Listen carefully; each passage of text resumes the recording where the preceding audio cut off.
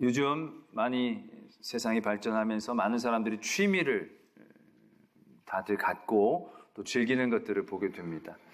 텔레비에서 봤더니 어떤 분들은 파도 타기를 좋아해서 그거 하는 사람들끼리 만나서 결혼하고 나중엔 결국 그걸로 업을 삼아서 그걸 하는 그런 모습들도 보았습니다. 그래서 한겨울에도 그 파도를 타려고 바닷가로 나가는 걸 보게 됩니다. 하나도 안 춥답니다.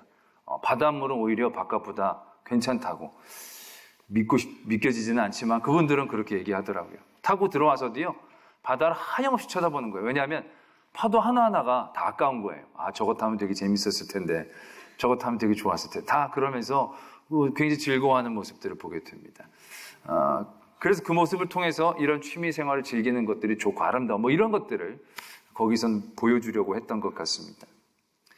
그런데 오늘 말씀에서 보면 그 굉장히 뭐 별로 큰 죄 짓지 않고 사는 그런 자연인처럼 사는 그런 모습들이 선하지 않다라는 것을 말씀은 지적하고 계신다는 거죠. 세상이나 세상에 있는 것들을 사랑하면 그 안에 하나님을 사랑하는 것이 없다라고 말씀은 단정짓고 계신다라는 것입니다.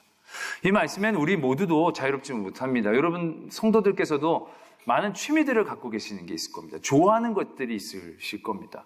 어떤 분들은 운동을 좋아하셔서 뭐 테니스나 뭐 탁구나 볼링이나 또 우리 골프를 좋아하시는 많은 분들은 골프가 굉장히 어떤 삶의 낙이 되어지는 경우가 더러 있지 않겠습니까? 어떤 분들은 여행, 뭐 캠핑 이런 것들을 다 좋아하고 어제 저녁까지도 그거 하고 오는 분들도 계실 겁니다. 말씀은 그 모든 것들이 하나님의 사랑이 그 안에 없다라고 규정짓고 있다라는 것입니다. 왜냐하면 그 모든 것들이 건전하고 건강해 보이지만 그건 세상의 기준이고 말씀으로부터 본다라면 그 모든 것들은 육체의 정욕, 안목의 정욕, 그리고 이생의 자랑, 거기에서부터 그 모든 것들이 오게 되어지는 것이기 때문에 결국 그 모든 것이 우리 안에 하나님의 사랑들을 내쫓는다라고 말씀은 우리에게 경고하고 규정하고 계신다라는 것입니다. 이 말씀을 뭐 말씀 그대로 봤지만 이게 정말 쉽지 않은 말씀이 된다라는 것이죠. 결국 그 하와도 에덴 동산에서 결국 이거를 못 넘어서서 쫓겨난 것 아니겠습니까? 먹음직스럽고 보암직하고 지혜롭게 할 만큼 탐스럽고 육체의 정욕, 안목의 정욕, 또 이생의 자랑들. 근데 그때는 선악과 하나였으니까 그것도 괜찮았을 터인데 지금 우리가 사는 삶은 그렇지 않습니다. 진짜 모든 게 지뢰밭이라고 얘기해도 과언이 아닐 정도로 나가면 모든 것들이 육체의 정욕을 위해서, 안목의 정욕을 위해서 우리를 막 몰아가는 것을 우리가 분명히 경험하게 되어진다는 것입니다. 안목의 정욕은 얼마나 또 우리를 집요합니까? 제가 늘 느끼지만 텔레비전을 보면 얼마나 텔레비전이 발전을 많이 하는지 모릅니다. 과연 이렇게까지 할 필요가 있을까? 처음에 흑백만 나오도요, 동네 애들이 흑백 텔레비 앞에서 사죽을 못 썼거든요. 그것만 봐도 재밌었어요. 근데 요즘은 너무 섬세한 HD가 처음에 나왔을 때 다들 깜짝 놀랐잖아요. 그 탤런트의 피부의 점 같은 것들도 막 보여가지고 다들 보면서 그랬어요. 그때 그 기억이 나요. 이렇게까지 할 필요가 있을까? 저렇게까지 적나라하게 치부를 드러내게 이렇게 화질이 좋을 필요가 있을까? 그런데 화질은요, 더 좋아져요. 뭐 풀 HD, UHD, 뭐 4K 화질을 해가지고 막 진짜 우리 눈으로 보는 것들을 실현해내는데 얼마나 기술이 발달하는지 몰라요. 가전제품 파는데도 정말 넋놓고 쳐다볼 때가 있어요. 새로 나온 최신 텔레비 앞에서. 우리 여러 남자 성도들은 그런 경우, 어떻게 이렇게 되나. 얼마나 집요하게 이 세상은 우리를 안목의 정욕으로 이끌어가는지 몰라요. 거기에서 우리가 자유롭게 이런 모든 것들을 떨쳐내고 하나님만을 사랑한다는 게 과연 가능할까? 우리들이 그렇게 생각할 수 있다는 거죠. 그래서 이렇게 살려면 정말 수도사처럼 살아야 돼요.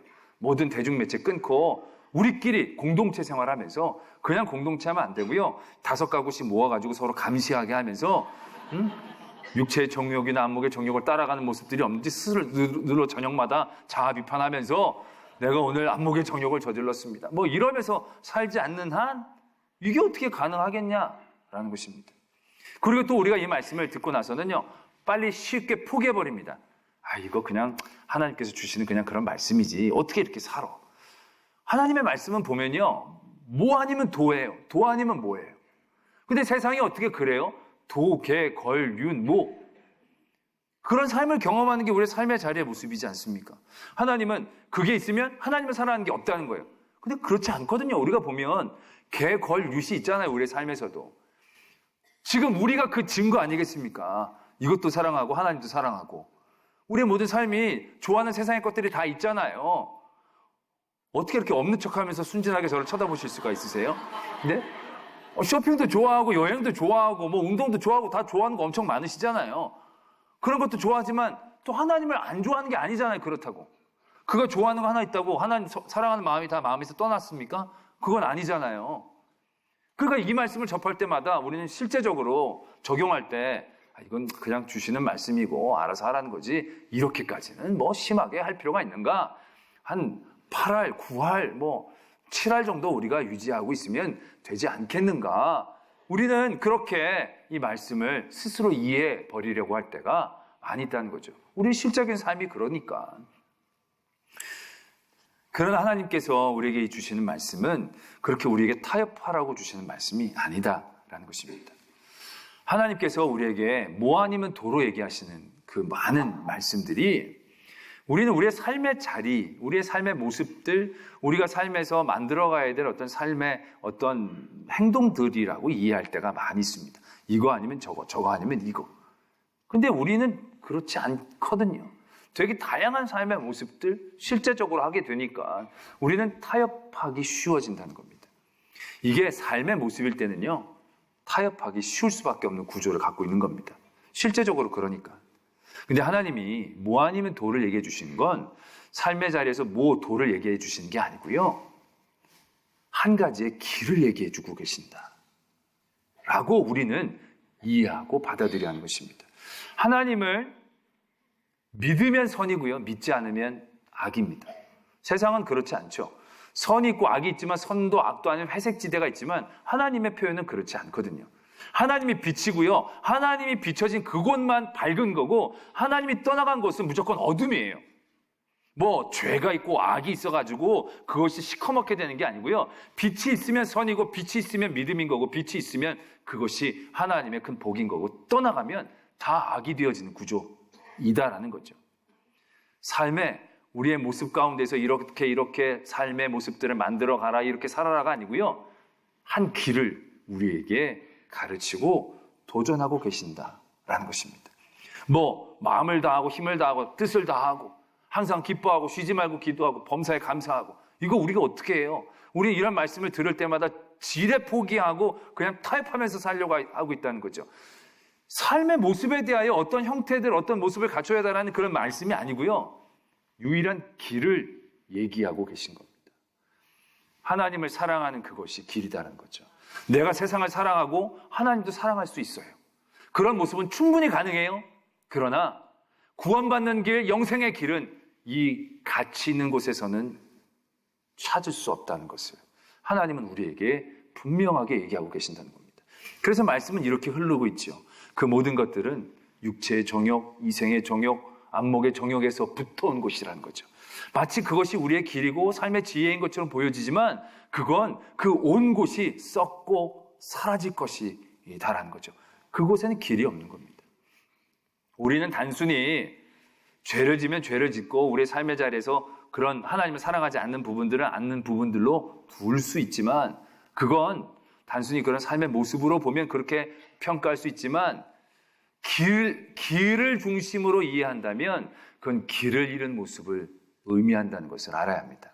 하와가 선악과를 따먹었습니다. 먹고 나서 어떻게 됐습니까? 먹고 나서 죽지 않았습니다. 오히려 눈이 밝아졌습니다.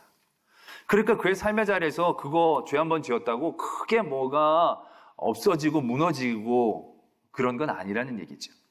그런데 하와가 그 죄를 지었을 때 하와는 길을 잃어버렸다는 겁니다. 이제 내가 무엇을 해야 할지, 내가 이제 어떻게 살아야 될지에 대한 길을 그가 잃어버린 겁니다.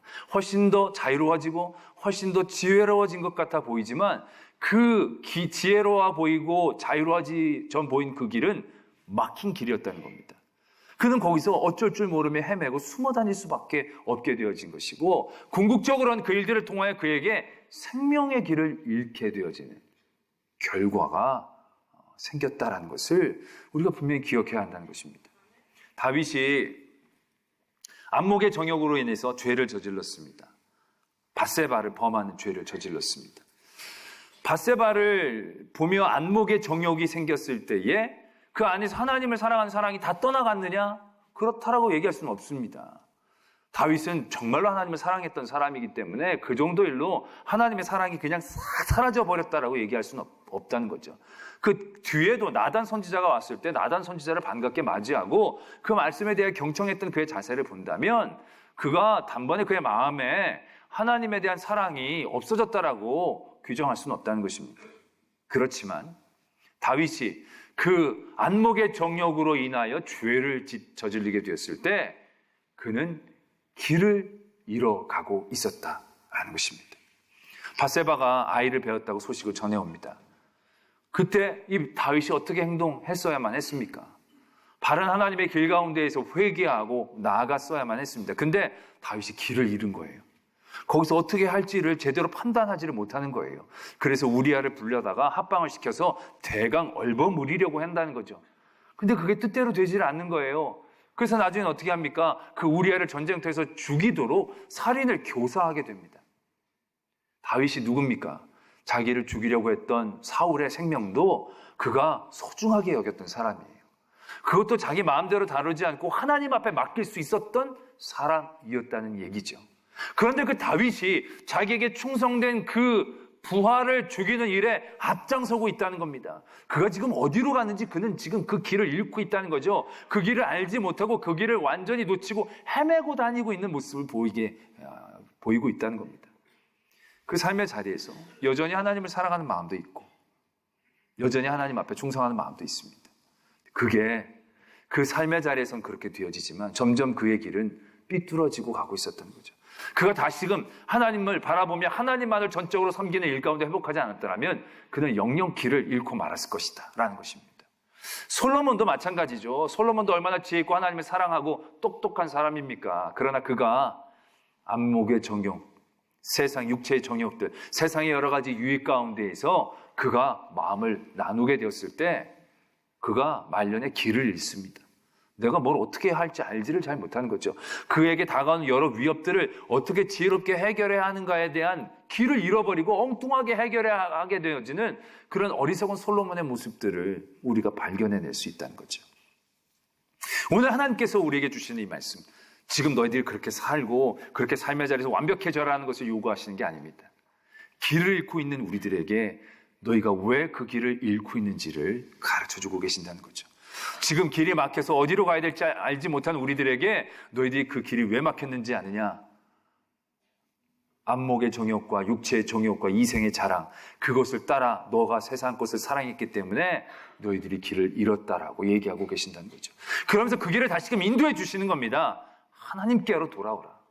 너희들이 영원한 길을 가기를 원하느냐? 그 길이 처음은 답답해 보이고 그 길이 밑도 끝도 보이지 않지만 막힌 길이 아니라 그 길은 영원한 길인데 그 길은 오직 하나님께로부터만 올 수 있다라는 것을 우리들에게 가르쳐주고 계신다는 것입니다. 예수님이 이렇게 말씀하시, 내가 곧 길이다라. 그 말씀이 얼마나 우리들에게 은혜가 되는 말씀인지를 우리가 깨달아야 한다는 것입니다. 우리가 정말로 무엇을 해야 될지 어디로 가야 될지를 모를 때가 얼마나 괴로운가를 경험해 볼 때가 있을 것입니다. 아무 방법도 없고 길이 없을 때. 근데 그때 길이다 라고 누군가가 그 길을 알려주면 그것만큼 큰 기쁨과 감격과 감사가 없는 거죠. 세상에서 자기의 정욕과 자기의 모든 기쁨과 쾌락을 위해 달려갔던 그 길이 모든 것들을 다 갖춘 길이라고 생각하지만 그건 길이 아니었어요.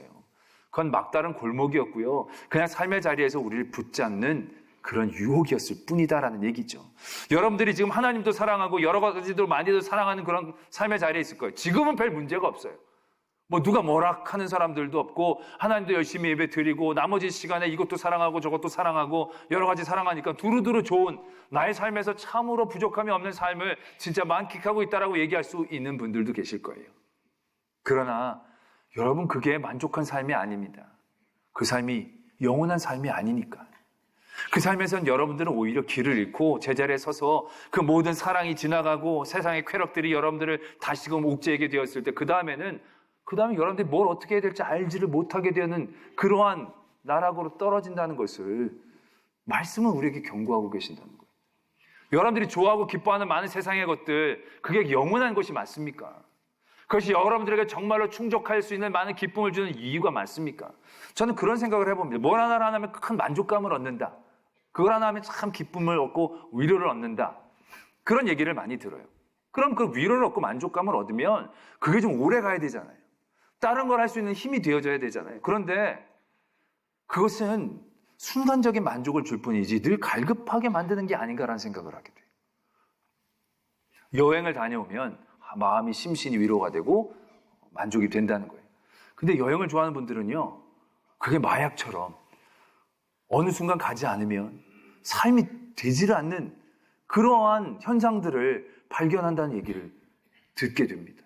여러분들이 좋아하는 모든 운동이나 이런 것들이 처음에는 그냥 기쁘고 즐거워서 하지만 그게 늘 나중엔 조금씩 우리들 더 갈급하게 하는 이유가 되어진다는 겁니다. 운동이 나를 만족시켜주지만 운동이 나를 더 갈급하게 만든다는 거죠. 그러면서 그게 영원해지지 않는다는 거죠. 우리가 천년만년 여행 떠날 수 있습니까?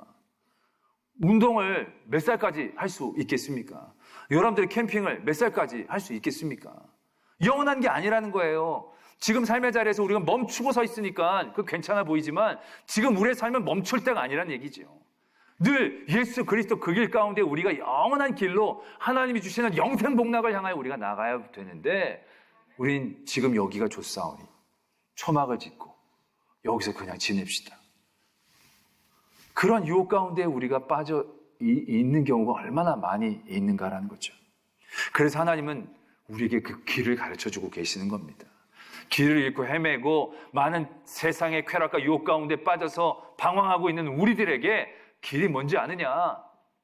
그런 육체의 정욕과 안목의 정욕을 다 던지고 하나님께로부터 오는 길을 가라라는 얘기죠. 하나님의 사랑을 바라보며 그 길 가운데 굳건히 설 수 있도록 도전하고 애쓰라는 거죠. 길을 헤매는 우리들에게 다시금 여기가 길이다라고 예수님은 오늘 우리들에게, 하나님은 우리에게 말씀하고 계신다는 것입니다. 그것이 영원하다는 것이죠. 그것이 영원하다는 것입니다. 제가 사역을 시작한 지가 한 20몇 년 됐는데 별로 길지 않은 생활 가운데서도요, 세상의 기준이 바뀐 게 얼마나 많은지 몰라요.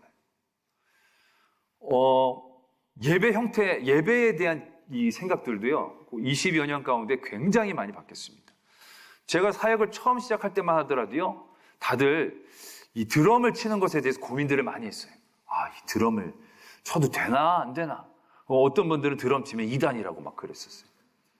근데 요즘은요, 드럼이 없는 교회가 없어요. 너무 자연스럽게 생각하는 거예요. 그만큼 많은 문화가 발전하고 인식이 바뀌고 젊은 사람들이 그 다음에 나이가 먹으면서 그 부분들이 굉장히 편안하게 느껴진 거죠. 거기에 대해서 뭐 옛날에 복음성가 부르면 나 딴따라라고 그랬는데 요즘 복음성가나 찬송가나 우리가 다 은혜를 받으면서 부를 수 있게 되어진 거죠. 많이 바뀌었어요. 또 뭐가 많이 이제 바뀌었냐면 성령에 대한 그 기준이 많이 바뀌었어요. 사역 제가 시작할 때만 하더라도요, 그때는 막 쌍꺼풀 수술만 해도요, 막 뭐라 그랬어요. 어떻게 주신 그대로 살지, 어떻게 그럴 수가 있냐고. 그러면서 막 하면 다들 막 수긍했어요. 아멘, 아멘 하고. 다들 안 했으니까 한 몇 사람만 쳐다보면서 나는 의롭다라고 생각하면서 다 괜찮았어요. 그래서 막 그런 자신 있게 했는데 요즘은요, 그런 설교하는 목사님들이 거의 없어요. 그거 괜히 잘못했다간 자신이 성형을 당하니까 쉽지 않은 거예요. 그렇잖아요. 이제는 뭐 대부분 그러면서 아니 그 성형도 하나님이 주신 은혜의 기술이고 그 기술을 누리는 것도 은혜된 자리에 있는 거고 다 이거 근데 그게 뭐가 뭐라고 그럴 수 있냐? 그래서 또 자신 있게 살고 하나님 주신 것들도 누릴 수 있는데 그게 뭐 이럴 수 있다는 거죠. 저도 교회에서 이제 인사하다 보면 지나가신 분이 또 지나가고 지나가신 분이 또 지나가고 막 그럴 때가 많아요. 그러니까 같은 어머니에서 태어나신 분들이 뭐 7쌍둥이, 8쌍둥이, 그건 뭐 거기다 뭐라고 얘기를 하겠습니까? 제가 지금 얘기할 때도 여러분들 얼굴 똑바로 안 보고 난간 보면서 얘기하잖아요. 그러니까 이제는 그런 게 중요한 게 아닌 거가 된 거예요. 예전에는 진짜 막 그랬는데 이제는 뭐 어떻게 보면 그렇게 얘기할 수 있다는 거죠. 또 성적인 어떤 윤리적 기준이요, 진짜 많이 바뀌어졌어요. 예전에 제가 사역을 시작할 때만 하더라도 애들이 막 와서 회개하는데 뽀뽀했다고 회개하고 막 그런 애가 있었어요.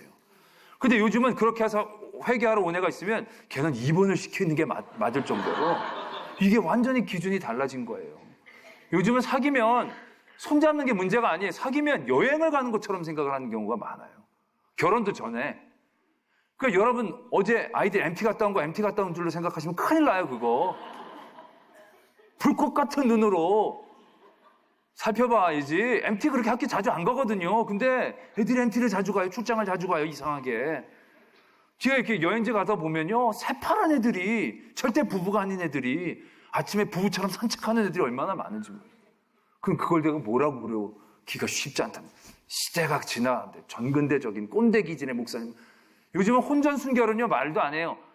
결혼하고 나서 꼭 잘하라고. 그 전 건 문제 삼지 않겠다고. 더 이상 정죄하지 않으니 앞으로 죄를 짓지 말아라고. 이렇게 설교를 해야 되는 거다라는 얘기죠. 그런 변화들이 너무너무 많아요, 우리 삶의 자리에서. 시대가 바뀌고 문화가 바뀌면서 어떤 믿음과 신앙의 기준들도 흔들리고 어떻게 얘기해야 될지를 알지 못할 때를 만나게 될 때가 많이 있어요. 그런 것들을 되돌아보면서 굉장히 고민을 많이 하게 돼요. 무엇을 얘기해야 하는가? 어디까지가 가능하고 어디까지가 가능하지 않는가? 근데 솔직히 우리의 삶이 이러한 기준으로 살게 되면요, 아무것도 할 수가 없어요. 그리고 늘 타협할 수밖에 없는 거예요. 하나님이 우리에게 계명을 주신 건 하나님을 잘 믿고 복받는 길을 우리에게 가르쳐 주시는 거예요. 근데 많은 사람들이 그 계명에다가 율법을 또 만들어서 자기 울타리를 만들어요. 그리고 그 울타리 안에서 그들이 그냥 안주해요. 그래서 그 다음에 수없이 타협하면서 이만하면 됐다고 생각해요. 하나님이 계명은 우리에게 울타리를 만들어 안주하라고 주신 것이 아니라 우리에게 길을 가르쳐 주신 거거든요. 이 유혹이 많은 삶 가운데에서, 이 세상 가운데에서 하나님의 복을 지키는 길을, 썩어질 수밖에 없는 이 삶의 자리에서 영혼을 바라볼 수 있는 길을 가르쳐 주시는 것이거든요. 길에 대한 얘기인데 이건 우리들의 삶의 모습처럼 우리가 대하면서 할 수 있는 부분만을 적용하고 할 수 없는 부분들은 타협하고 그러면서 자족하고 만족하는 굉장히 잘못된 이해들을 하게 되어진다라는 것입니다. 오늘 말씀은 우리들에게 분명히 도전을 주고 계시다라는 겁니다. 길은 그 길밖에 없습니다. 내가 지금 그렇게 살 수 있는 게 그렇게 살 수 있는 게 아니고요. 그렇게 살 수 있다고 그렇게 앞으로도 살 수 있는 게 아닙니다. 그렇게 살 수 있는 건 지금 순간뿐이지.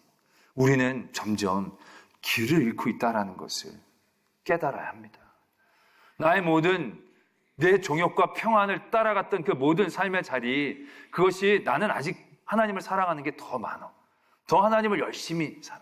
내가 내 좋아하는 거 하는 것보다는 하나님을 섬기는 시간이 훨씬 더 많아라고 얘기할 수 있지만 그게 그런 삶의 모습을 얘기하는 게 아니라는 겁니다. 그게 자랐다라고 얘기하는 게 아니다라는 겁니다. 그게 자란 게 아니고 그런 삶은 이미 우리가 썩어질 길로 조금씩 빠져나가는 거예요. 우리가 길을 잃고 방향을 잃은 걸 의미하는 거예요. 하나님은 그 삶의 자리에서 방향을 찾기를 원하는 거예요.